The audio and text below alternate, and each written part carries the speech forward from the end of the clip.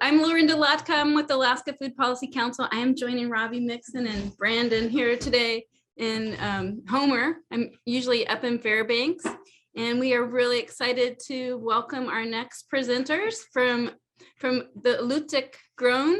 And we'll turn it over to Robbie Townsend. That's Robbie with an I-E, not an I. And Robbie, go ahead. Okay, thanks, Lorinda. And before we get started, I'd like to ask if people could hold their questions till the end of the presentation, maybe put them in the chat. I think Lorinda is going to monitor that. Yes, we'll be watching the chat for you, and we'll call those questions out at the end. All right, and I got a message to turn my video on. I'm going to keep my video off because of bandwidth issues, if that's okay, but I think you can still see my screen, correct? We can see you. Yep, we can see your screen. Great. So go ahead. Okay, so this is Suupet Neregkwarluki. We are feeding our people. The story of Alutiiq Grown, a project of the Kodiak Archipelago Leadership Institute located in Kodiak, Alaska. I think many of you are familiar with Kodiak, but just in case you aren't, we are an archipelago down off the Alaska Peninsula, south of Anchorage by about 220 miles. We are the homeland of the Kodiak Suupet or Alutiiq people, one of 4 distinct Suupet groups. We're home to 7 communities and 10 recognized tribes. And the city of Kodiak is our regional transportation hub. What's important to remember about Kodiak is everything has to be flown or shipped, normally to the regional hub in Kodiak, and then for our smaller communities of Aqiaq, Larsen Bay, Kqikr'taq, Port Lions, Ouzinkie, and Old Harbor, all that stuff has to again be shipped out of Kodiak either by small air taxi carrier or by private vessel. So getting things done in the villages is, as many of you know in Alaska, very challenging and very expensive. So the Alutiiq people are traditionally people of the sea. You can see here a picture of Old Harbor on the southeast end of the island with the Three Saints Orthodox Church in the foreground. Again, Kodiak is a strikingly beautiful place on a clear day, but the kind of weather we've been having this winter, can be a very challenging, wet, windy environment. The point of this picture is to point out that resources from the sea have sustained our communities for over 7,000 years, and that we just wanted to acknowledge the elders in our region who continue to carry forward language, traditions, and ways of being in this really special but challenging place. I also want to point out that our rural coastal communities are in decline. A little political statement here. Research is starting to link the fact that state limited entry and federal individual fishing quota programs, when initial rights were distributed, did not take into account the extended family fishing network that was used around our island, resulting in our communities in many respects starting to be shut out of the resource that's right outside their door and has sustained them for over 7,000 years.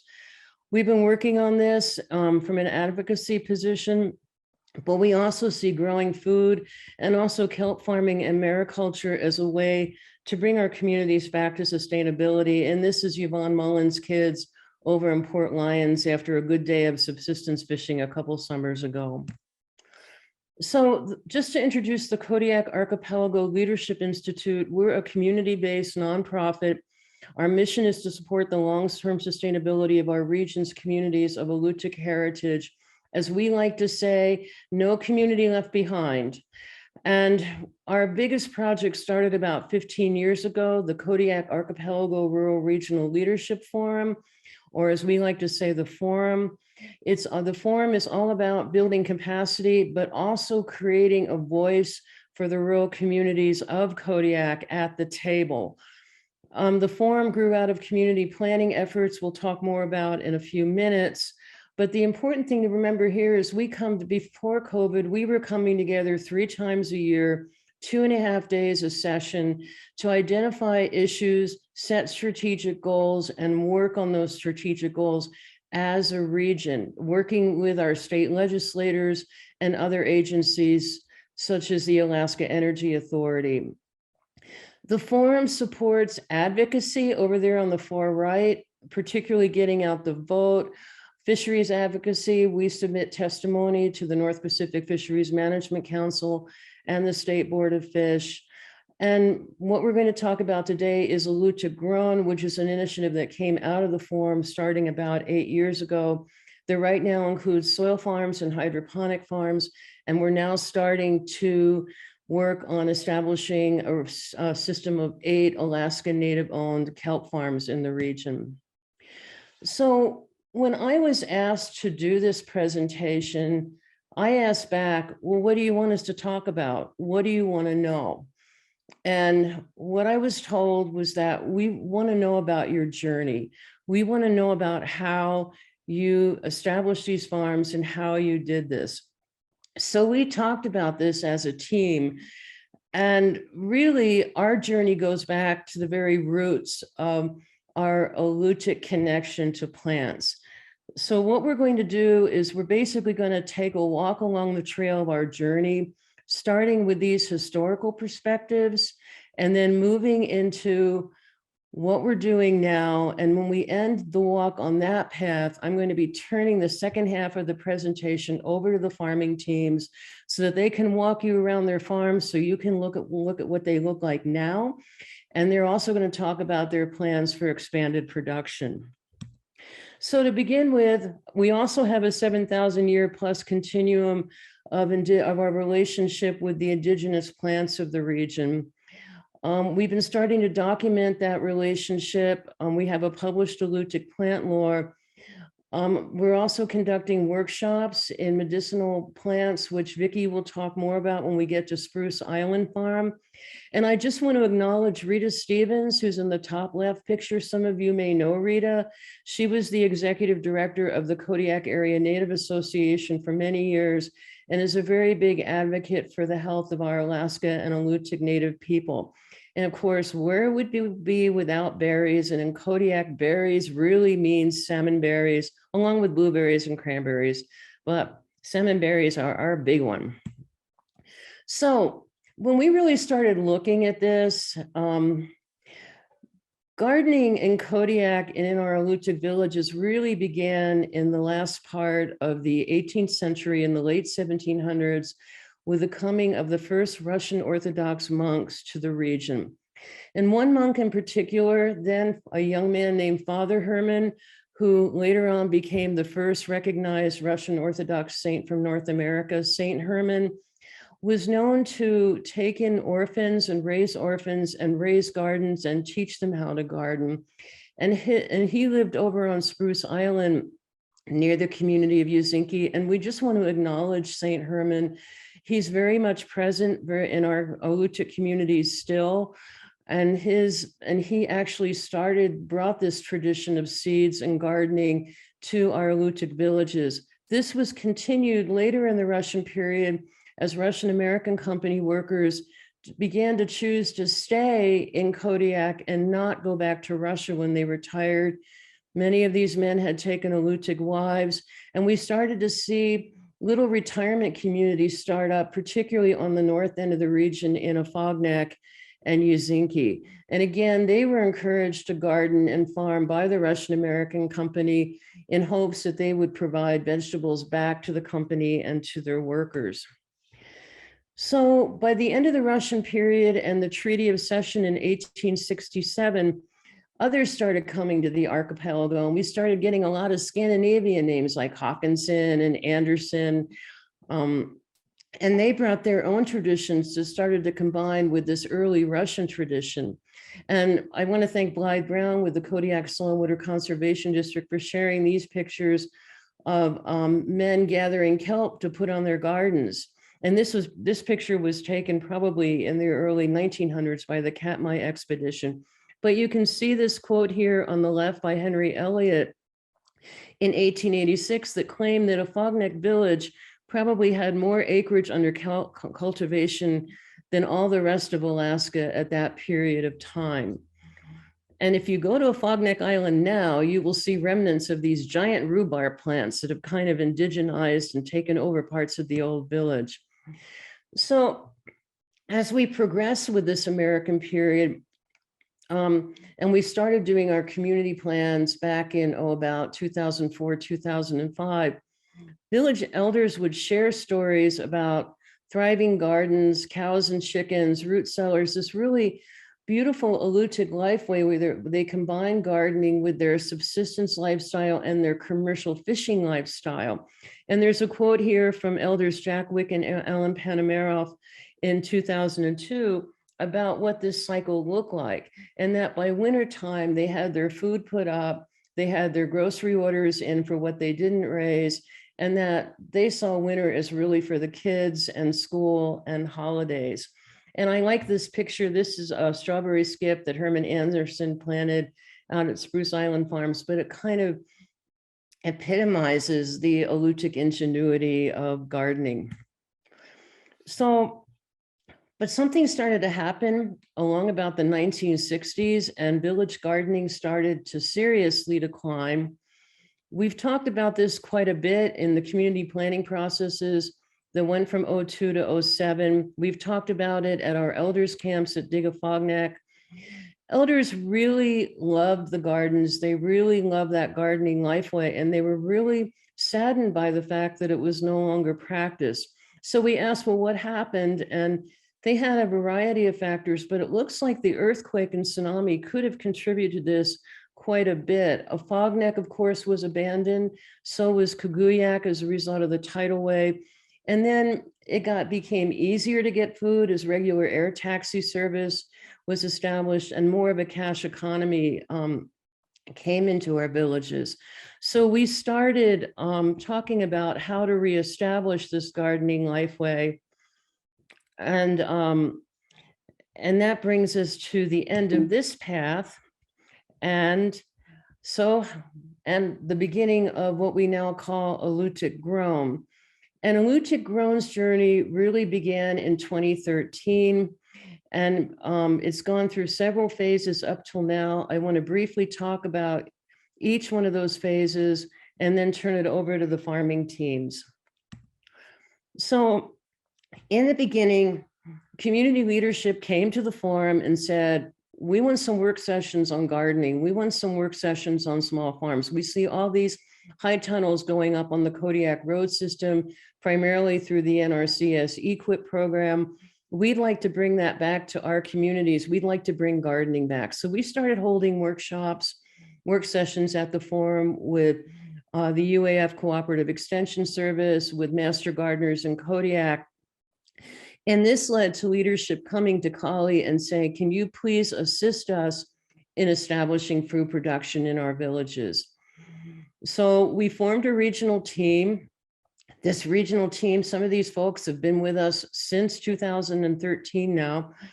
And we developed a project design based on what we learned in our work sessions, and also having more discussions, particularly with Steve Seefeld, who was with UAF CES at the time. And we designed a 3-year proposal that we submitted to the Administration of Native Americans, and it was funded in 2015. And this proposal, before we get there, I've just got to stop, and I've got to acknowledge two people, Father Joseph of Old Harbor and Dan Clarion of Ouzinkie.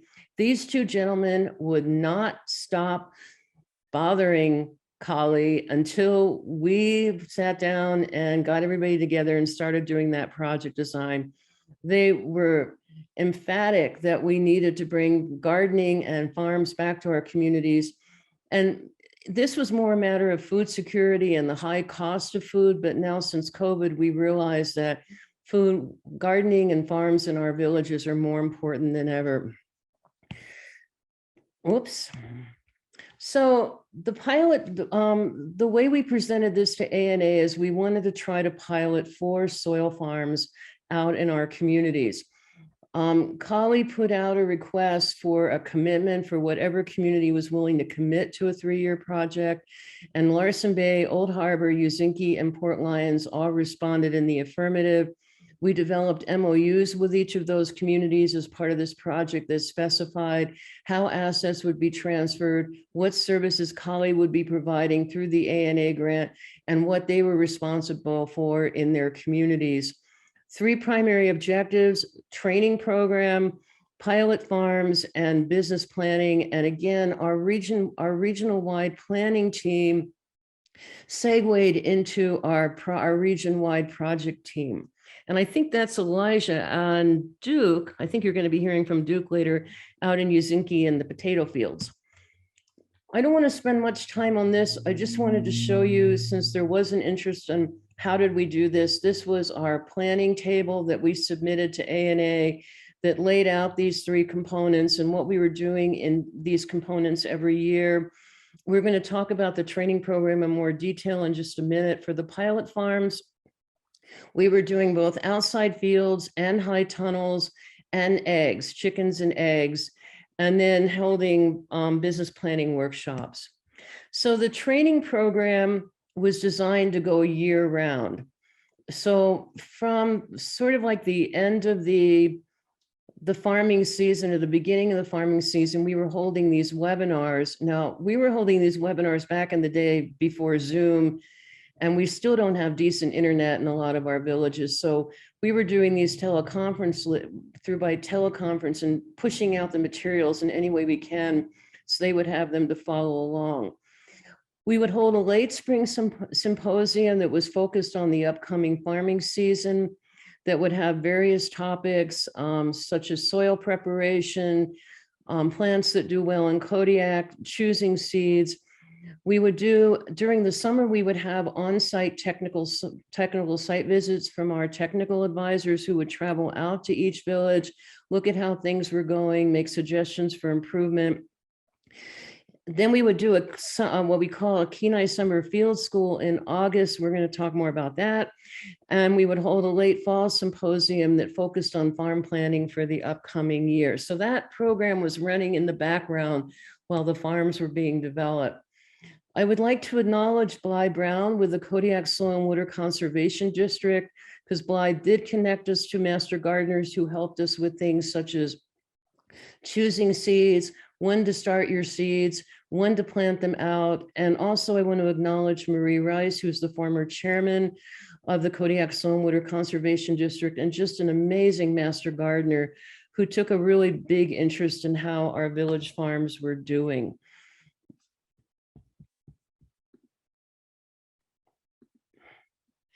And then there was Dr. Casey Matney. Casey kind of got hammered by us. He started with UAF CES just when we got this grant, and Stephen kind of handed off the project to Casey. As we all know, the Extension Service has been very constricted in the past few years by the budget and the university budget. But Casey started out as our lead technical partner. Of course, he's based in Kenai. We have no extension agent in Kodiak. But he did develop the online training program, the webinar series, and he supported and designed the first Kenai Summer Field School. So the Kenai Summer Field School, the reason we put this in the program is we have when we wrote this grant, there was a large network of master gardeners on the road system, but there was really no commercial production or production on the scale that we were looking at and trying to establish a market garden size farm that could help feed a village. So we wanted to go over to Kenai because we knew there were a lot of these farms over there. And Casey put together this schedule that included the farms that are listed here. And we went around and spent at least like 4 to 5 hours at each one. And then we would come back after the day and kind of debrief about what we would learn. The light bulbs just popped on when we were over on the Kenai to see things we had only been reading about or heard about in webinars, such as high trellising, row covers, things to extend the season. But the biggest thing that came out of the Kenai Summer Field School was that we met Don McNamara and Donna Ray Faulkner of Oceanside Farms in Homer. We walked on to Oceanside Farms thinking we were going to spend like the standard few hours with them. And these guys had laid out teaching stations all around their farm. We learned about good reference books. We learned about labor saving tools. We looked at how they were doing their high trellising. We learned about potatoes. We learned about potato towers. And as a result of spending that time with them, the team asked me, hey, can we have these guys as our technical advisors? Can we get them over to Kodiak? Because they're doing exactly what we want to do. And so we asked them and they said yes. So as we say in Kodiak, we pagooked them, which means we kind of pick them up and put them in our pocket and we get them over as much as we can. So they have been with us now since 2006. And they've been doing workshops, webinars, all this stuff at the bottom. I love that picture of Donna Ray. That is at our first farm layout workshop. We had it over in Kodiak and she's working with the Larsen Bay farm. So meanwhile, all this technical training is going on. We've got to build these farms. And you can see this picture is of the Larsen Bay kids during Alutiiq week out helping to gather beach peat and kelp to take out to the farm. As I said before, we had MOUs with all the communities. They had to provide the land. The site was either provided usually by the city or the tribe. In many cases, the cities provided utilities free of charge or at reduced rates during startup, and in some cases still continue to do so. The big thing was the heavy equipment time, thousands and thousands of dollars of donated heavy equipment and operator time. And they had to do, in some cases, not in all cases, but in some, the utility hookups. And this picture is of KEA, Kodiak Electrical Authority, installing the power lines out at the Port Lions farm in the dead of winter. So let's take a quick look at what these farms look like when we started. This is Marlene's garden in Larsen Bay, and you can see that they're taking to heart the potato tower lesson we learned at Oceanside Farms, putting up their hoops, getting their soil in. Port Lions had the biggest challenge. The tribe decided to use a heavily wooded lot that laid outside the village. So Guy, you'll meet later, and then the heavy equipment operators went out there and cleared the lot, bucked up the timber, and donated it as firewood to community residents and elders. Sickoletic Sunrise Farm in Old Harbor located theirs out next to their old clinic. That building's now been removed and they now have 3 high tunnels up there. You can see them getting their high tunnels constructed and starting to bring the soil in. And the picture on the right, I think, is Don McNamara's boot. They established a potato field that a bear walked through the night before Don and Donna Ray got there. And we learned that bears do not like potatoes, but they really do like chickens. You can ask Port Lions about that when we get back to them. And then there's Spruce Island Farms on Ouzinkie.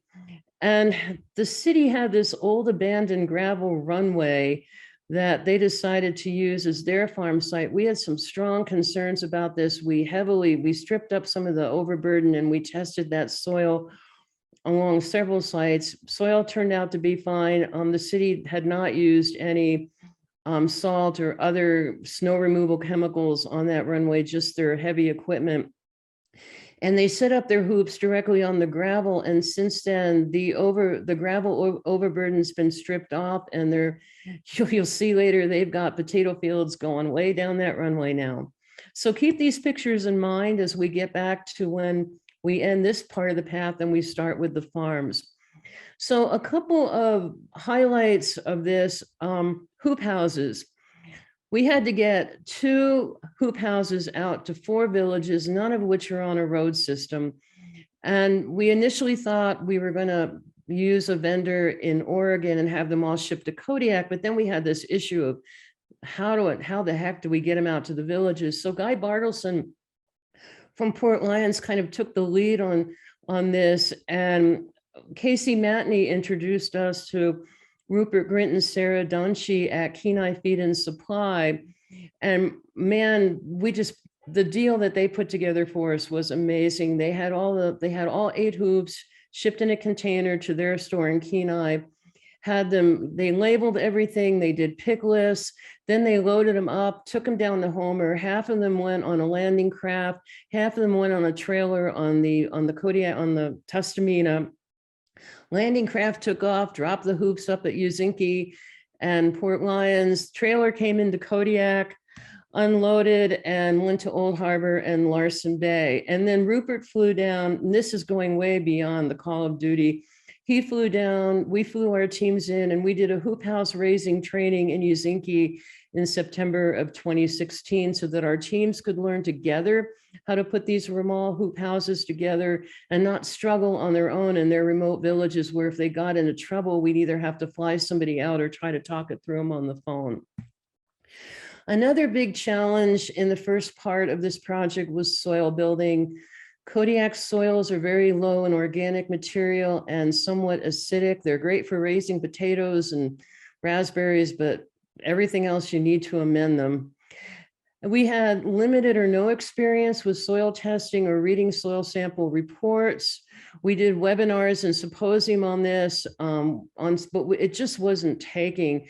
So we changed our approach and began scheduling hands-on soil building and compost workshops, particularly with Midge Short of Anton Larsen Island Farm. I really want to give a big acknowledgement to Midge and Bruce Short. Midge is a great proponent of comfrey, using comfrey as a cover crop and then using it in your compost and plowing it in to build your soil. She also does biochar. And then the Kodiak Soil and Water Conservation District stepped in with a workshop on beach peat. So we moved our focus more and more to locally available materials such as beet peat, compost, and biochar. And we began to successfully integrate soil building by the summer of 2017.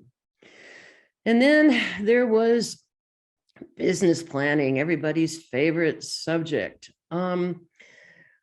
We started finding a really big disconnect by the way the Western world looks at business planning and the way our communities look at business planning. Yes, sustainability is necessary, but when you're supporting a farming effort with tribes and cities and volunteers and elders, it looks a little bit different. And I really want to say thank you to Jeff Curry with the Alaska region of USDA Farm Service Agency, because Jeff would come down and work with this, and he and I would have these discussions about, well, what do we really need? But one of the big things that came out of these business planning discussions was we need to extend our growing season, which carries into our next walk down the path. So at the end of the A&A grant, these soil pilot farms were firmly established and in their communities. You can see here, this is their vision statements for each farm. And there's a high emphasis on providing food for community, organic, sustainability. And so we ended the program in 2018. Ready to go on to our next phase of how do we extend our growing season? How do we bring year-round production to our farms? Before we go there, we all sat down as a team and we summarized the most important lessons we learned from this. This is a huge project to coordinate across the region. And there were times when I think we all kind of looked at each other going, what the heck have we gotten ourselves into? But at the end of it, this is all pretty common sense, but for villages, please start small and then build. And the idea that we really have to look at the available labor pool before we take on a project. Shortcuts from startup to break even production. I mean, we were building these farms from scratch. Find experienced producers or business owners, because for us, when Oceanside Farms came on and sort of became our go-to people, we really started taking off in being able to feel comfortable with farming. And it's very, very important to get technical advisors on the ground. Really big challenge during COVID, but and we kept things going as best we could with COVID, with bi-monthly team meetings and webinars, but it doesn't replace having people on the ground to help the farmers. And that means because of how reduced UAF CES has become, we need to find the help like we did. So now we're in building capacity, which is going to bring us up to now. And I'm not going to spend a lot of time on this slide. We're going to talk briefly about each one of these things that are happening now. We started going to the USDA 2501 program, which is specifically a training program for disadvantaged farmers and ranchers. And also the program is meant to help connect farmers and ranchers to USDA resources. So we're now in the third, we had 2 one-year grants. We just were awarded a 3-year grant in September of 2021, and we're running this annual cycle every year to continue to support the soil building part of the farms. As you can see, we're still looking at how to build these business plans and build these business competencies, and that includes connecting farmers to USDA resources, which has become quite a challenge because the resources have kind of exploded as a result of the Build Back Better Act. And we're continuing to do our in-person workshops, our technical visits. Our Kenai field trip has turned into a 5-day summer farm practicum with experienced farmers on the Kenai, and ongoing virtual techno consulting. Oceanside Farms continues to be our primary technical advisor for our soil farms. And one thing we're very happy about is, as a result of COVID, it forced us into trying to find other methods to deliver. And we did a partnership with the Kodiak Soil and Water Conservation District, and they developed a series of soil building videos. So we now have a lot of what we learned from those master gardeners on our website. Don and Donna Ray helped us with a series of fruit tree videos because we have been introducing fruit trees to the farms, and you can check all these out at our Alutiiq Grown site, alutiiqgrown.com. And thank you, Brian, for putting that link in. I just saw that. So, okay, how do we go to year-round production in villages who have, some cases, really expensive and dirty power where you have a lot of spikes? When we looked at what we needed, we went back to our lessons, and we needed something that was turnkey to minimize the early learning curve and use that turnkey to learn about hydroponics, the foundation of hydroponics, and then take it to the next level and start working with things like Dutch buckets and things that you can put together yourself. We wanted an Alaska vendor who understands rural Alaska and who's willing to spend time with us in the region. And we needed something that was feasible in terms of shipping and putting it together and getting it there. And when we started this process with the Afognak Native Corporation and the Afognak Joint Economic Development Kitty, we looked at various options, and we kept coming back to vertical harvest hydroponics, who are made in Alaska, located in Palmer and Anchorage, and some of you may know about them. They make these Sunny Pro cabinets. They now do a Sunny Pro XL, which is a bigger cabinet than what you see in these pictures. And they also do these containerized growing systems. They are focused on leafy greens, herbs, different kinds of lettuces, spinach, bok choy. And so we thought, well, maybe this would be a good way to start. We introduce greens, herbs, and then we move forward with other growing methods to introduce things like cucumbers and tomatoes, summer squash and melons. So our team came back together and we designed another project that we took to ANA, and we were funded in September of 2020. We're about 18 months into this 3-year project. Again, 3 major components: training, in this case, instead of soil farms, hydroponic equipment, and we're developing regional marketing strategies to be able to move this food more effectively around between our Alutiiq communities. We put this table together as part of our planning. These household numbers and elder numbers, of course, have changed because this table is now about 2.5 years old, but it shows what we were thinking about. We kind of looked at how many household and elders we had in each community.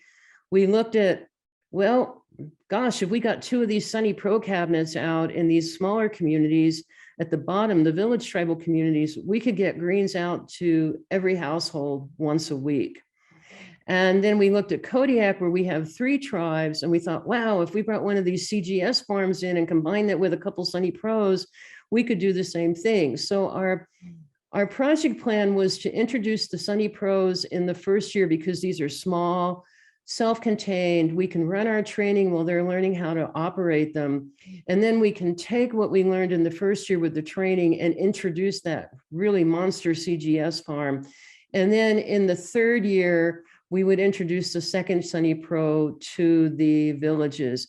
We were funded, and so let's get started with that. In the winter of 2021, in the middle of the beginning of COVID, we had a lot of discussion with Vertical Harvest, who we contracted with to supply this equipment. And we decided to bring the equipment down to Kodiak, broken down, where it was then sorted, and we could get these broken down cabinets onto Island Air's caravans. So shipping became very feasible. Comes down in a container to Kodiak. We lay it all out, and then we would take it out one cabinet at a time, put it on the caravan, and get it out to the village. Of course, the weather was lousy the week we decided to do this. It stretched into 2 weeks. Island Air was really remarkable in working with us. But you can see here one of the cabinets strapped into the caravan in the upper left, and then unloading that cabinet in Ouzinkie. The upper right is Shelley Peterson down at the bottom. You'll be hearing from her later, and Forrest Astle doing the first planting in the Moloch Farms cabinet. And also you can see one of these cabinets in full production. And I need to back up because I forgot something important. This is the first project that KALI has done that has included the Kodiak tribes.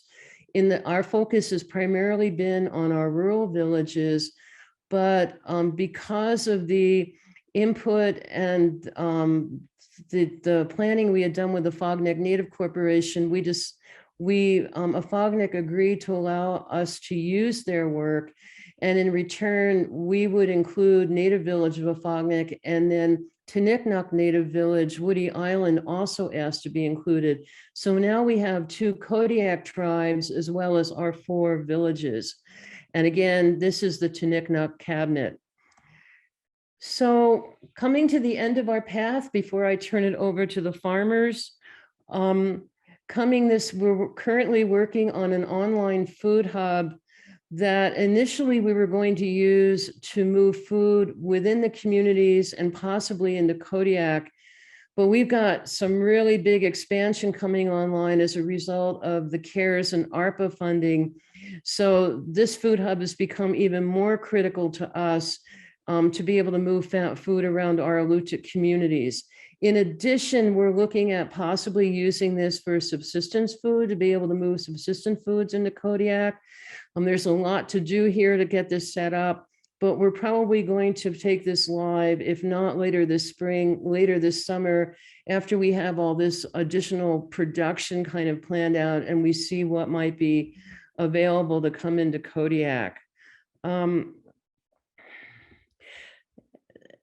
And then finally, I just want to say a very special kuyana to Robbie Mixon and the Alaska Food Hub.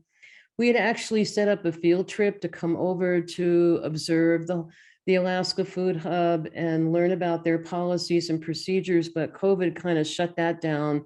It was in the middle of the spike that happened at the end of last summer. So Robbie very generously provided us with a virtual food hub walkthrough and additional training. And I'm happy to say she's going to get her first trip to Kodiak at the end of April to come over for our first workshop that we're holding in 2 years, where she's going to be doing a presentation on cottage food, because there's a big interest in cottage food in our villages. So we are at the end of the path. We're now in 2022, and I'm going to turn this over to our farming teams. We've got Sam Knoyer in Larsen Bay, Guy and Joe in Port Lions, Vicky and Duke in Ouzinkie over at Spruce Island, Shelley and Max and Moloch, and I think Max and Vicky are going to do Sickoletic because Cynthia Burns could not be here today. So Sam and Max, are you there? We are. Good morning, everybody. My name is Max Sines. I'm the project marketing coordinator with KALI, but been fortunate to get involved with this project originally out in Larsen Bay, helping out Sam at Marlene's garden. Yeah, and I'm Sam Knoyer, and I'm the farm manager of Marlene's garden. Marlene was my wife who grew up in the village. She's passed away recently, so excuse me for a second. So Max, I'm going to just tell me when you want to go to the next slide, and here's your first one. Okay, and there's Marlene, and you can read her shirt. That's what she was all about. Excuse me, but she grew up in the village, and she grew up gardening and raising her mom. They had 100 chickens that they took care of. They grew potatoes, they grew rutabagas, cabbages, and and they used all local resources as like starfish, kelp, and she'd make big emulsion barrels, and that's how they'd fertilize and feed their gardens. And then they put everything up for the winter time, and they lived a real traditional lifestyle like we've been talking about here. This we named the garden. It was the idea of the teacher and the school kids, and they got together and they brought it first to the city council and then to the tribal council, and that's where the name came about. And we did that to honor her. And next slide. Next slide, please. Yeah, let's do next slide. And those are her hands in the picture holding the plant. And here's your next slide. Okay, so here we are. We have on the upper left, it's building compost. What you see around it is straw bales, and that's Elliot Coleman idea of composting. And those are everything there is local materials. There's beach peat, chicken manure, alder mulch, comfrey, and anything green, weeds, anything green that comes out of the garden goes into the compost. There's nothing that comes onto our farm. Everything comes onto our farm leaves as produce or eggs. So everything is recycled, and you can see me here. This is a bucket of compost, treating a bed. We have this is one of our hoops. And what you have here, we did a Three Sisters garden right down the middle here last year. And that was a lot of fun and interesting, doing a traditional companion planting. There are peas, and what we have here, there's a brassicas, I think, on the left. Yeah. And down below, this is the picture of our two hoops. And yep, and this is our bed probably 2-3 years ago. So we practice crop rotation very strictly. I feel it's a real important part of growing quality produce and preserving your soil and building your soil. So every year we have this. Here you see some onions, obviously lettuce. We do a lot of pollinator attraction. So with marigolds, which is another concept of companion planting, and we do as much vertical farming as we can. The plan this year is I'm gonna hang tomatoes and buckets off the rafters, and we'll see how that works out. I've seen it done before. It looks like a fun project. Okay. Oh, yeah. Yep. Next slide. All right, this is our village symbol. This is at the school, our bear and some of Max's mushrooms. Starting to play around with that just a little bit, and we'll see, hopefully expanding and introducing that to some of the village farms in the coming years. Yeah. Unfortunately, our school is shut down. We didn't have enough children in the village to keep it open, but the borough has graciously given us access and use of the building, and they pay the bills to keep it operating. And I don't know what I'd do without that. And I'd just like to say, tip my hat to Kodiak Island Borough and their assembly that that has done this for us. So this is a little hydroponic tray we got out, and we got spinach growing here, and some bok choy around the edges. And to the left here is our cabinet that from Vertical Harvest. And you can see the taller stuff is basil. And what I do is I like to interplant basil because it's tall, and with lettuce, and because lettuce is wide and flat, and it seems to be a good combination. We run a crop through that about every 4 to 5 weeks. We get a turnover, and there's 115 cells, and we try to utilize every one of them. So in between the two, we got 115 here in the platform here. There's 72 cells in that. So we're growing close to 200 plants hydroponically. I've got another platform. I haven't set it up yet I can do another 50 plants in, and I'm going to get that going here soon. We're looking to expand into Dutch buckets, and hopefully next winter we can produce zucchini, tomatoes, bell peppers, and things that we can't do like the greens. So lots of ongoing projects, but I get excellent support from our tribe, and they fund a lot of this. Our city, the city itself helps us out, and we got a lot of good community support. And here's one of our young men out there during the summer. He picked him a green bean, and he ate that thing right after the pitcher, right off the vine. And these are my 3 granddaughters here. They spend a lot of time up at the hoop, mostly stealing carrots and snap peas. But they're good little helpers, and they're all involved in it. And they help. They go a long ways in helping with the chickens. They have them. They all have names, and it's just a really good way for them to grow up. And they loved coming out there and spending their summers out there with me and just hanging out at the hoops. Okay, and down below, Kodiak Legends Lodge, one of my best customers. They were my best customer last year, but we sell our produce not only to lodges. There's 7 lodges in the village, and probably 5 of them support us. We have, I don't know, I'm going to say probably 25 or so set nets camps, and the set netters are supporting me. We're sending boxes out through the cannery to the set netters. They can just call me on the phone, put in an order, and I'll get it shipped out to them in a couple of days, whatever's available at the time. Tenders, we're a big fishing community, big commercial fishing community. We have a local cannery, and the tenders are coming in. And I 2 years ago, I was able to send a lot of produce into the co-op here in Kodiak. Last year, I had no produce to send Kodiak. I sold every bit of it locally, which is our goal. Yep. Yeah, and you got Driftwood Lodge in there. Yeah, Nick also was a big supporter of us. And Kodiak Lodge, Kodiak Island Resort are the 4 that really supported us the most. Along with the elders that we donate produce to, and the kids and the youth in the community. Yeah, that's all second. Yeah.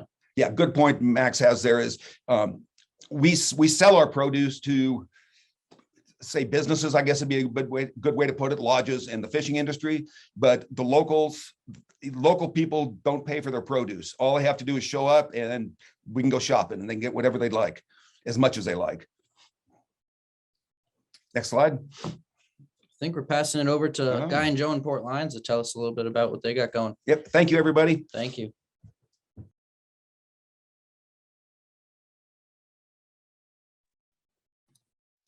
Guy and Joe, Yes, are you it's our there? turn There now. you are. We're here. Wanted to make sure everyone could hear us okay. Oh, good morning, everybody. What a presentation, Sam.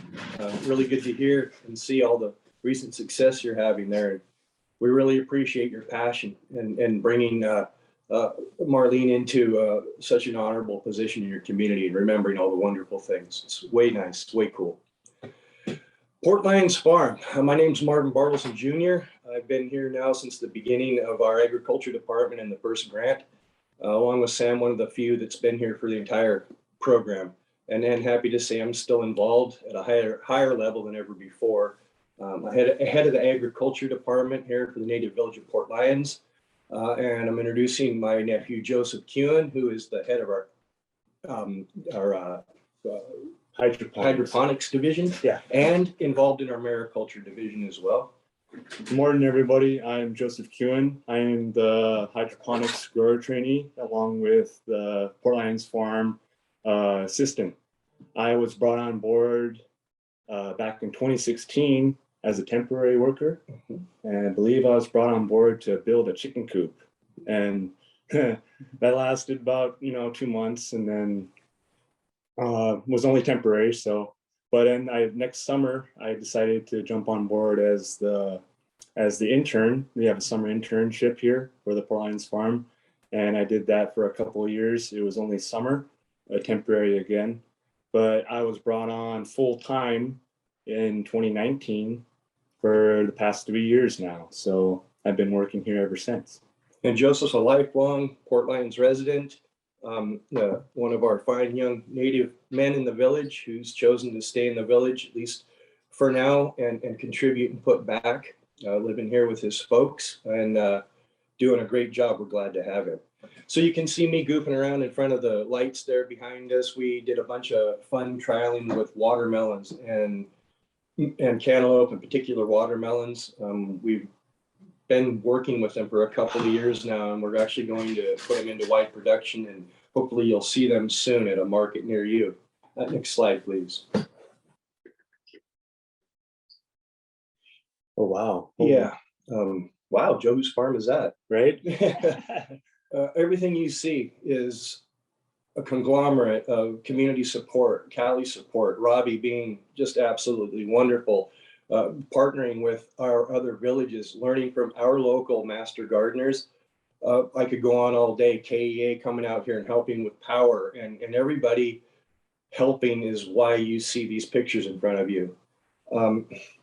We have a lot of donations from people in the community, bringing up ideas, bringing up equipment. We've been fortunate enough to really stay involved in this program at the highest level we can since its inception. And in 6 years of doing this, I've gone from not being able to grow anything to fortunately being able to grow just about anything. It's a wonderful thing. Joe? Yeah, I'll touch base on that a little bit too. I used to grow sunflowers because my Uncle Ed used to grow, I think he still grows mammoth sunflowers up in Anchorage. He would grow it on the eastern side of his house where the sun hits it just right and there was no wind, and he would grow them over 10 feet tall. And then I started to go into herbs and greens ever since, growing up with my mom and my dad. And my mom was more of the gardener. So, but yeah, just touching base on farming, it's broadened that array of much more, can grow just about anything. Yeah, to his point, community knowledge has been invaluable to our success. So soil farming, as you see the hoop houses, we also, next slide, please. We also incorporate a large outdoor soil garden that we operate as long as the weather will allow us. So yeah, next slide, please. Oh. Joe, why don't you go ahead and take the lead here? Sure. So on the bottom right there's our cabinet that was provided by KALI through our grant. And then we also decided to branch off to do bubbler buckets with watermelons and cantaloupe. And on the top left there, you can see melons that we actually used masks to do little hammocks so they're supported properly. And it was probably the best idea ever. They work just great.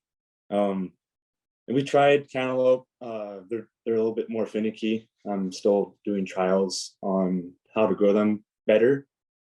Just had more luck with watermelon. They're really easy to grow, hydroponics. And there's our chicken eggs right there. That was back when we had, what was it, Americanas? Those green eggs. Yeah, we had a mixture of birds. We had, I think, Australorp and Americana, but now we have the black sex-link with the brown eggs, and they're doing great. Yep, just picked over 100 eggs yesterday, so they're living life large. And no, in case anyone's wondering, we don't reuse our masks here at the farm. Next slide, please.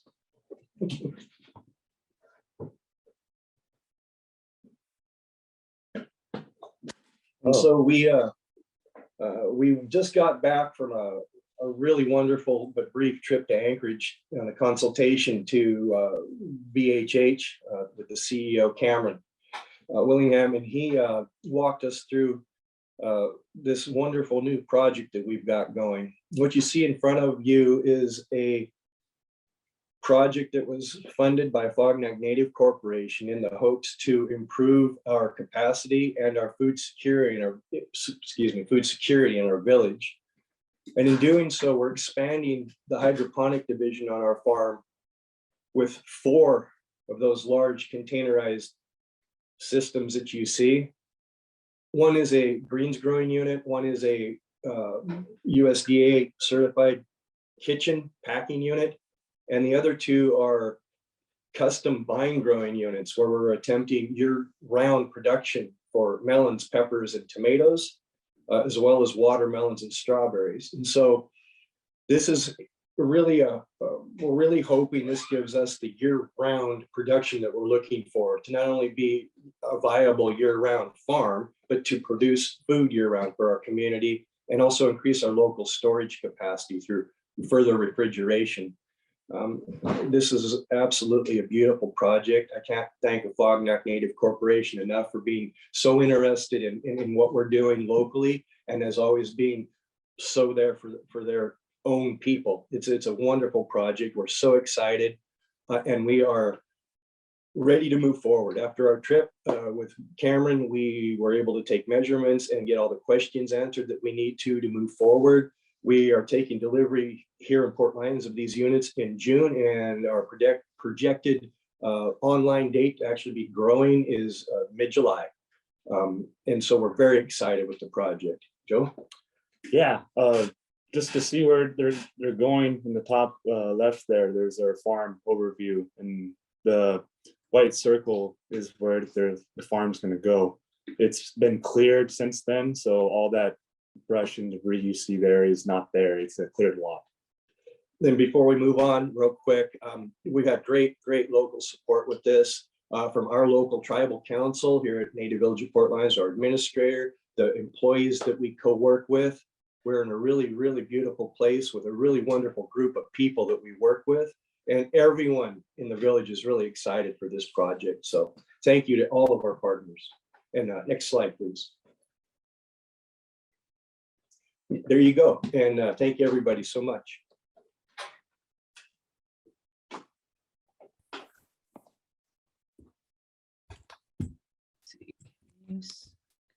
Can you see us?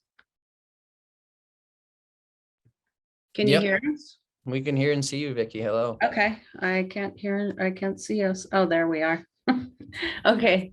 My name is Vicky Novak. I am a KALI board member. I'm also on the Ouzinkie City Council and a Ouzinkie Native Corporation employee and a Spruce Island Farm volunteer. And I have Duke Delgado here with me, who is our farm manager.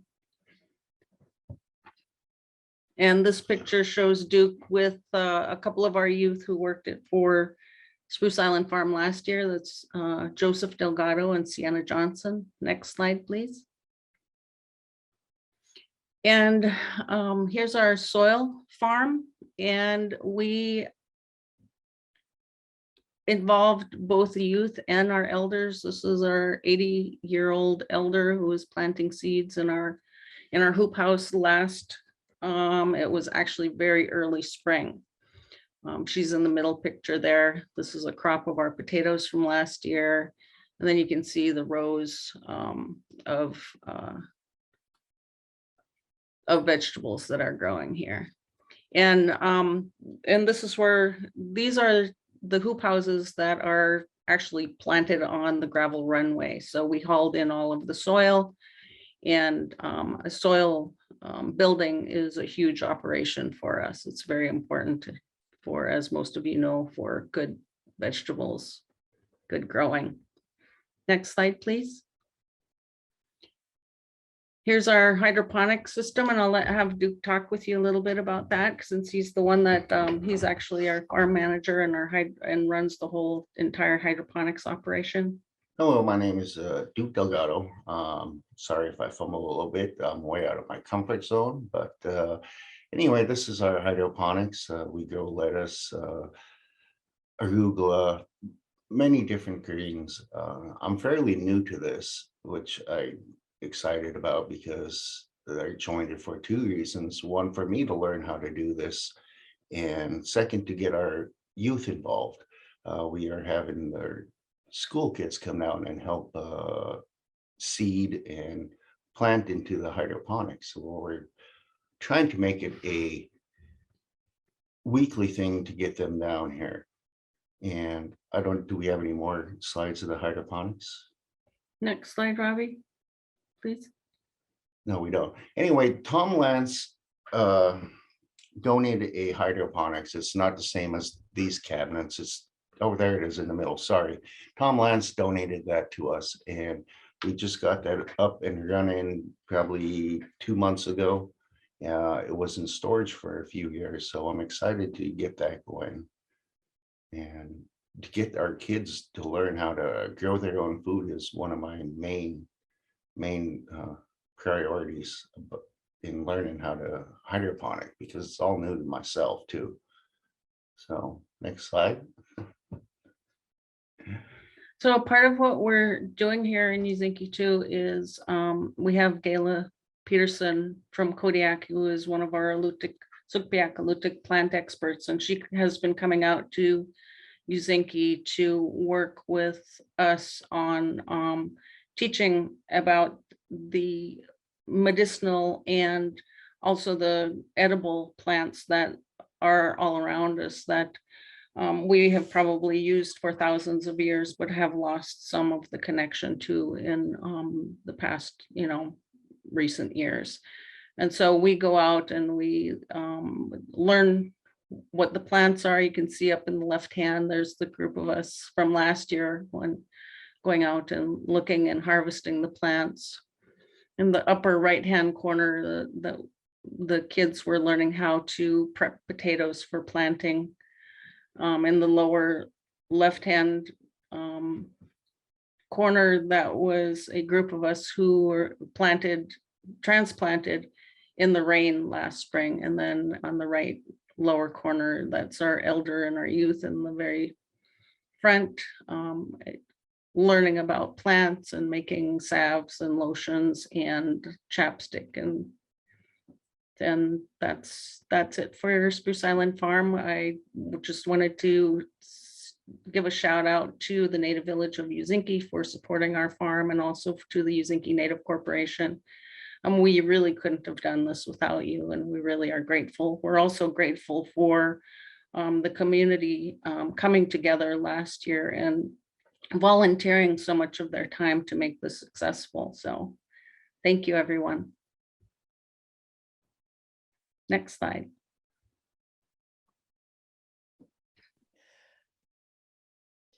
Okay, Shelley, are you with us? Hi, good morning, everyone. My name is Shelley Peterson, and I'm the tribal administrator for Tinignac Native Village. So together with Native Village of Afognak and TNB, we have come up with a collaboration which forms Maluk Farms. Together, we currently deliver our grains to 42 elders and 66 households. Next slide, please.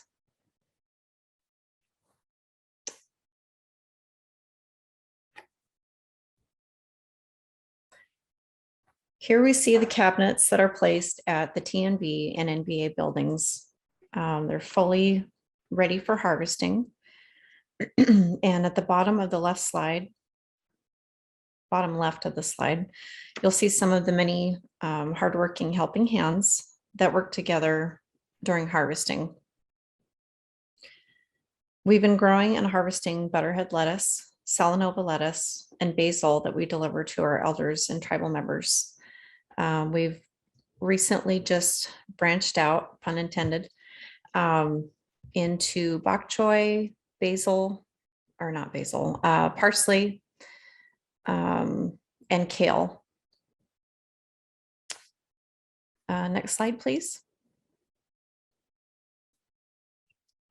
Yeah, and just to jump in a little bit, from Alutiiq Farms, we got a CGS containerized growing system coming from VH Hydroponics.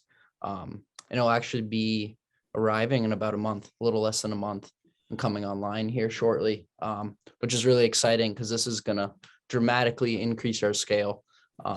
Currently, we're producing around 200, 230 heads of lettuce monthly, and we're going to be jumping up to around 2,030 heads. So it's going to be dramatic increase. And yeah, having some fun right now in terms of figuring out what we're going to be growing, how much of the different products, and figuring out those outlets for distribution where the Qikr'taq Food Hub is going to play a vital role for that. So really looking forward to that coming up here shortly. Next slide, please. On this slide, you'll see harvesting. Off to the right is some of the beautiful bags of our lettuce, basil, and in the middle is a picture of Roger and Susie Malutin. Some of you may know them. They're two of our elders from the native village of Afognak. And Susie is a highly respected elder, skin sewer, and a culture bearer, as well as an Alutiiq speaker. Next slide, please. And then this is about Sickoletic Sunrise Farms. We got over in Old Harbor, and they're currently serving 60 elders, 220 community members. And this is, I believe, our biggest village in terms of the impact, other than the Kodiak on-road system.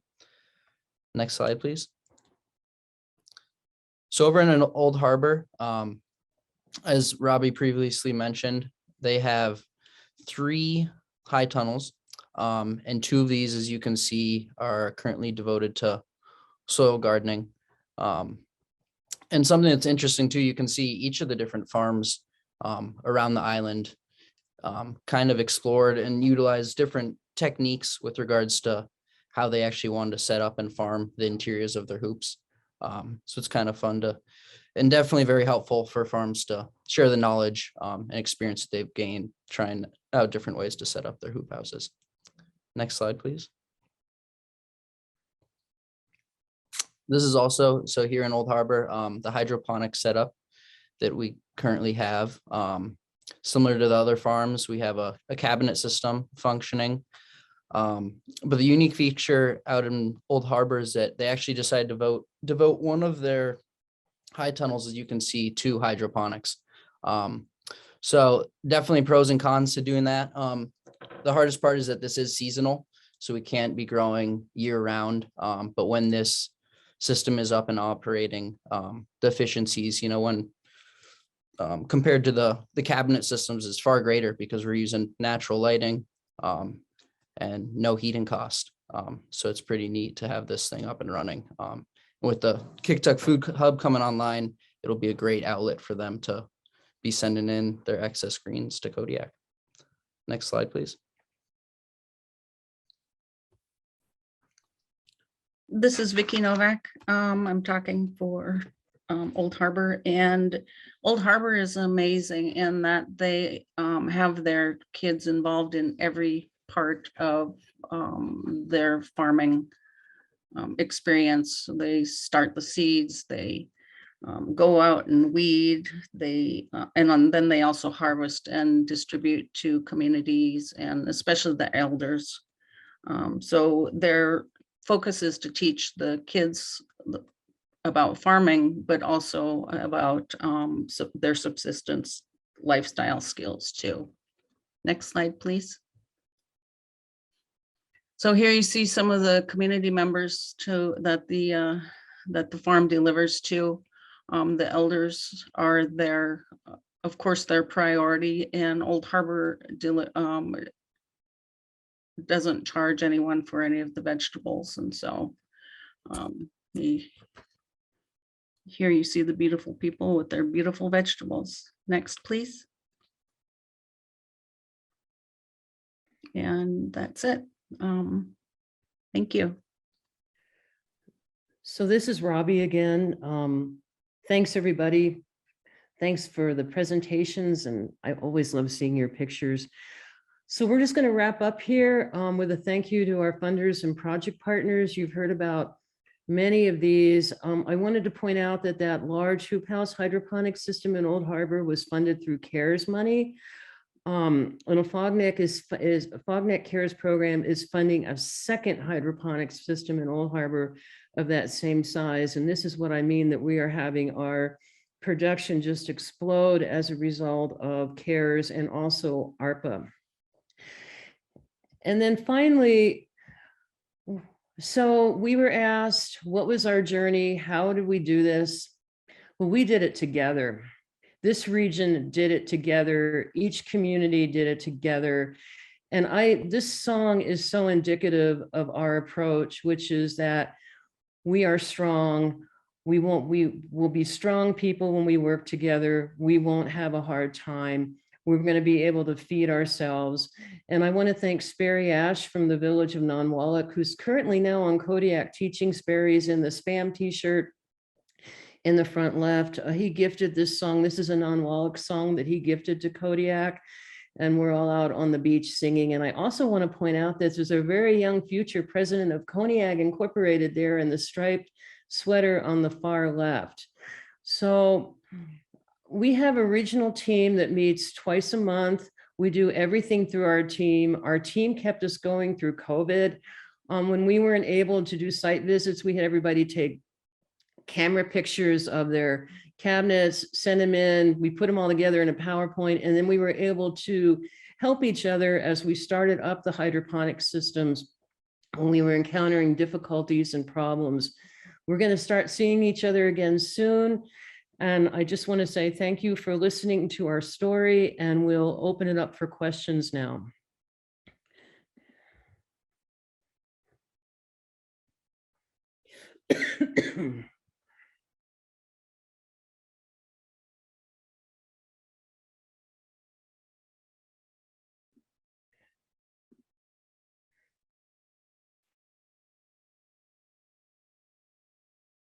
So Lorinda, were there any questions in the chat?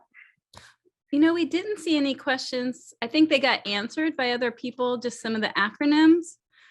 And that Kira has a question. She says, what an incredible project. I don't understand how the funding works, that greens can be free for community members. So how is that you're doing that as far as, is it because you have other funding sources that it can be free to them then? In Old Harbor, they're funded, the farm is run by the Old Harbor Alliance, which is a nonprofit made up of the City of Old Harbor, the Old Harbor Native Corporation, and the Alutiiq Tribe of Old Harbor, and they're funded through the Old Harbor Native Corporation. So their Native Corporation makes it possible to donate all the produce that's grown on the farm at this point in time. Do any of the other farms want to address? Sam, I think you're donating produce to community members, correct? But that's funded through the sales to the lodges, is that correct? Yeah, that's correct. And also our tribe has a program through BIA that helps fund us also. And I couldn't give you the details on it. So each farm has their own approach, and that's what I was talking about earlier, is that business modeling is not, I don't want to say hard to do, but as the farms grow more food, it becomes more and more apparent that they want to get as much food out without charge to community members as possible. Yeah, that sounds right, Robbie. Guy and Joe here in Port Lions. In our situation, it might help a little bit to say that we are really still trying to build capacity and relationships in the community, i.e. the food to school program, which we're involved in. We also are working with the native village of Port Lions, who actually owns the farm, to supplement our senior citizen dinner program by offering free greens, healthy, fresh greens to our senior citizens, our tribal membership, disadvantaged households, and then to move out from there and try to include the whole community and get us food security set before we move outside of the community, if that helps. Yeah, and we have another question. I don't know, Kyle Hill, you can come off mute if you'd like to ask your question. Sure, I wasn't sure if we were going to focus just on the chat there. Can you hear me? Yes, we can hear you. Okay. The question was on hydroponics. Two questions. First, did you encounter any challenges with hydroponics that you didn't expect around pests, around yield, around anything like that? Given that that's obviously a much newer method of growing than soil farming, which has been around for thousands and thousands of years. And then the second question was for the folks who were doing the hydroponics. Do you think that this would be viable in the northern remote villages in Alaska, where it's obviously much, much colder, but maybe the containerized ones, if they're heated, do you think that's a viable way to get fresh produce in kind of northern remote villages in the state? Looks like Guy and Joe are ready to answer. Go ahead, you guys. Yes, so specifically, we've partnered with Cameron Willingham, who CEO of VHH, and those containers that he's building, the larger CGS units, greens growing units, are specifically designed to work in pretty much any climate, including all the way to Ouzinkie and back to the chain and further.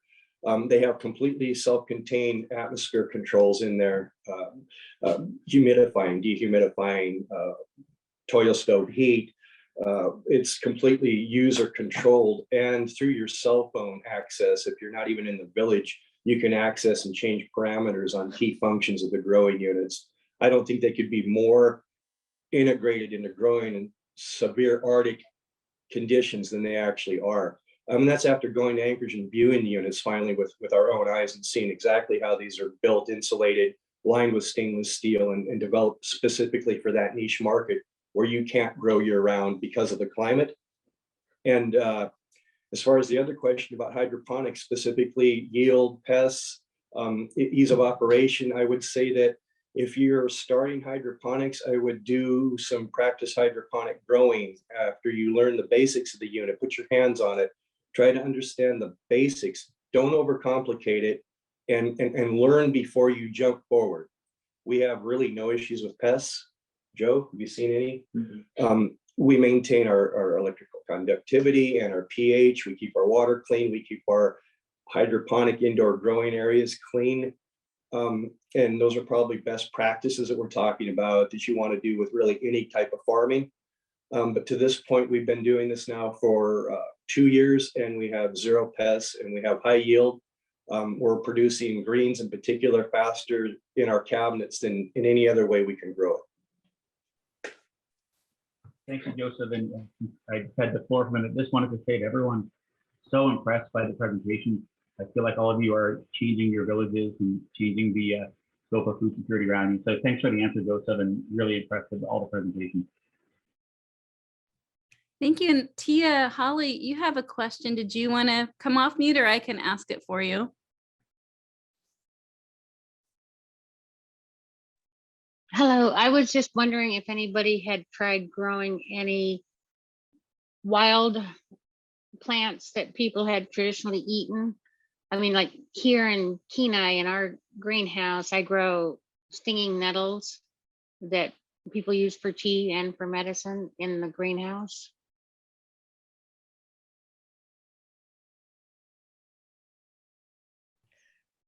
I was just going to say, here in Ouzinkie, we don't do that, but that's a great idea. And now you have my brain running. To jump in real quick over in Larsen Bay, we mainly don't do that just because we can forage most of those things locally. So we usually prioritize, crops in our hoops that we couldn't get in the local environment around us. Port Lions ditto exactly what Max just said. We are trying to provide healthy fruits and vegetables locally, food security that we really can't get here otherwise. So as far as local berries, medicinal plants and roots, same exact thing. We've been gathering those in the local archipelago since time immemorial, and we want to duplicate something that we can already do. So not that we wouldn't in the future, but for right now, we're really concentrating on trying to get the basics out there and keep them healthy and local. Thank you. You guys are truly blessed. We just happen to live in a community here that has makes it difficult to get out there for people to pick traditional plants. And we do have a lot of our tribal elders program has 300 elders in it from all over the state. So we try to bring different traditional plants to our campuses because of the diversity. Thanks, Tia. And I see Rachel Miller, your question might have been answered, but did you want to come off mic and ask your question again? Thanks, Lorinda. Yeah, we've covered a little bit of it. I just, wanted to celebrate this. I personally was in Kodiak in 2017, seeing some of these projects get going, and this is incredible. So congratulations to everyone who has done this. My mind is blown. This is so cool. But wanted to, as food hubs gain popularity across the state, just wondering if this model, wanted to know if it was replicable and what these biggest challenges are. But I do think we've talked about it, unless anyone wants to expand upon the potential challenges other communities could face.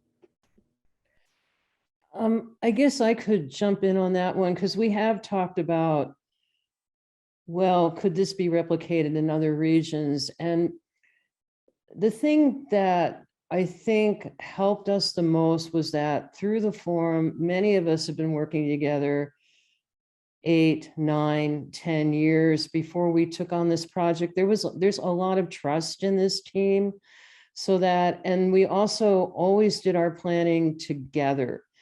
And I think that this could be replicated. The thing that really makes it work for us is that it's not just one village out there doing it by themselves. These guys have actually become sort of the experts. And when we get together and somebody's having a problem down in Old Harbor, Guy and Joe or Sam will jump in and offer their advice on what's going on. And you really need that collaboration, that camaraderie, that sense that you're not out there hanging by yourself when you're off in rural Alaska. So possibly I could see regional health corporations supporting something like this, building that capacity. It would take a while, but I really do see that it could be replicated. Thank you. And Melissa Klupach, did you want to ask your question or any more questions around that? Sure. Thank you. Thank you all. Oh my gosh, just so inspiring and so amazing. Thank you. Are you able to provide your produce in local healthcare facilities or the hospital there?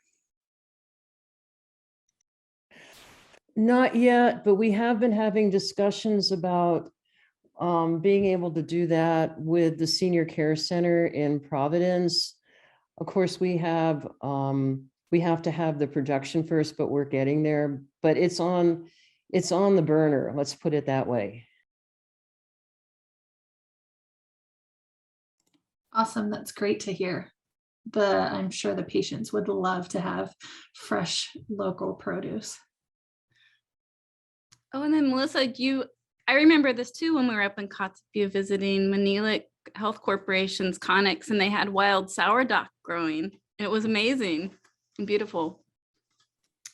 Yes, definitely. They had been experimenting. It's too bad that they had to shut down, but hopefully in the future, there will be some northern hydroponics connexes, or even when I was looking at the smaller containers, I was thinking, ooh, maybe that's a great start for some of the villages. We literally have those containers tucked in all over the place. The Moloch Farm containers are one's at the CANA office building. There's another one at the NVA office building. As long as you have power and you can keep them at a good temperature, you can kind of put them anywhere. And Darren Snyder, you had a question about the nutrient sources. Do you want to come off mute and ask your question?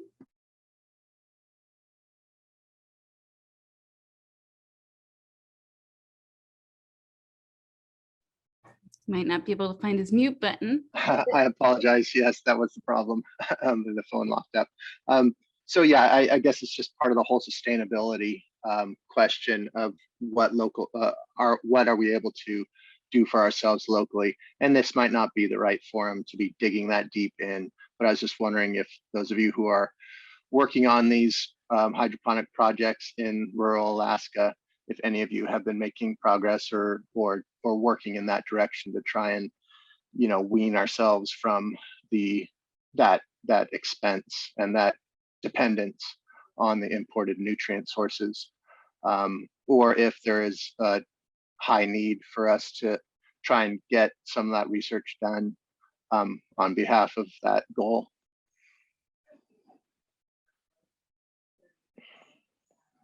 I guess to jump in real quick, this is Max from Larsen Bay and in Kodiak. That's definitely something that we are exploring with regards to the hydroponic nutrients. Growing hydroponics and being able to get those nutrients to attach and be uptake by the plants. That's where kind of mineral salts and it becomes a little technical. But we're actually going to conduct a pilot study here in the next couple months to try maybe using a nutrient that's actually created from food waste that's, you know, taken from food processors and distributors, pre-consumer waste, and a company, Renewable in New York, actually digests that down. So we'll probably be importing nutrients, at least for the future, but the source of where that nutrients is coming from is up for debate. Hey, Max. I think that, excuse me, no, go ahead. No, you go ahead. I was just going to add to the other end of that you're going to find it's going to be wholly dependent on where your location is. Really, we're lucky. We're on the North Shore, Kodiak Island here in Port Lions, and we have everything. We have beach peat, we have kelp, we have a viable soil source. It's actually dirt that we're turning into soil, but leaf litter, our chicken manure for composting, like the other villages are all experimenting with different ideas, but I think they all include that. If you're not somewhere where you have access, especially to the shoreline resources I'm talking about, you're probably going to have a harder time building soil and finding the proper types of nutrient bases you're looking at to make tea. Basically, that's what we're talking about, is steeping an organic based fertilizer tea. Many farms do this to side dress their existing crops. And what we're trying to do is take that same idea, process it into a usable fertilizer that's not going to plug our pumps and our emitters and make an excessive amount of cleanup in our reservoirs, because the downtime on that's just too excessive to cover the losses on. And so basically what I'm seeing here is we have all of the right nutrients, we have all of the right availability of them. It's a matter of combining them in the right amounts, screening them, and making sure that they're going to be something we can use without plugging up our systems.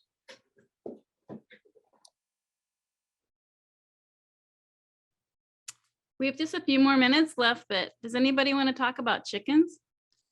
This is Lauren, and I was more curious about your chickens and the sustainability. Have you had any interesting learnings from your poultry there?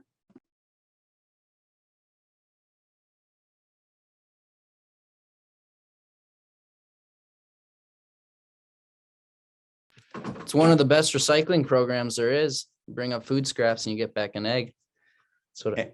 And a valuable commodity for your compost. Yeah, definitely an essential part of the farm, the soil farms. Thanks, Max. Go ahead. Not just for building soil either. Our community loves fresh eggs. And when we don't have them, we hear about it. And when we do have them, everyone's happy. And so it's building soil, it's composting, it's providing a healthy protein to the community. It's all good.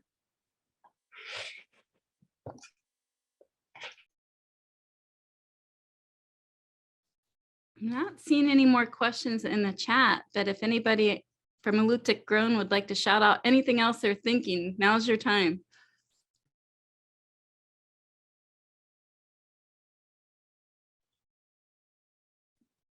Well, we really appreciate being invited to present, and we really appreciated the large block of time so that all the farms would have a chance to get their 2 cents in. So thank you all to the Food Policy Conference. Go ahead, Vicki. I just wanted to say thank you to KALI and especially to Robbie, who is the one that keeps us all in line and on schedule. We absolutely could not have done this without her. So thank you, Robbie. Yeah, we're doing a shout out. I'll do that. I'll say the same thing. Robbie's been absolutely phenomenal. What a wonderful leader. What a wonderful community oriented woman she is. And I would have been hard pressed to have any success doing this without her and with KALI's participation. And I'll go one further to say that the rest of the communities, villages in the archipelago of which we are partnered, I'm exceedingly proud to be part of this. And I'm very, very pleased with your progress. You keep going.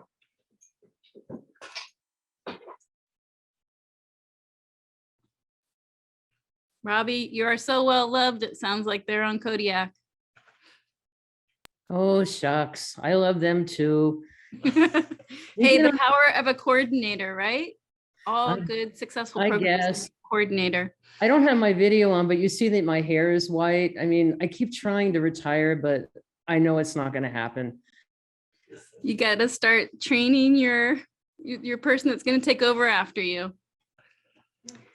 Well, thank you. It's 11:45. This is Lorinda, your moderator. We're going to be going to a 15-minute break. You don't, what? 30 minutes.